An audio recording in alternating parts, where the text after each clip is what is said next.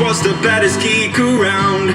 He's been doing everything but make his parents proud. He tried his best to study hard, but still he got too drunk. Won lots of beer pong tournaments, but still he had to flunk. His ex-girlfriend got a girlfriend.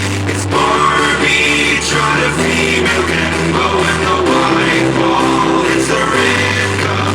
He's the baddest fucker in the frat club.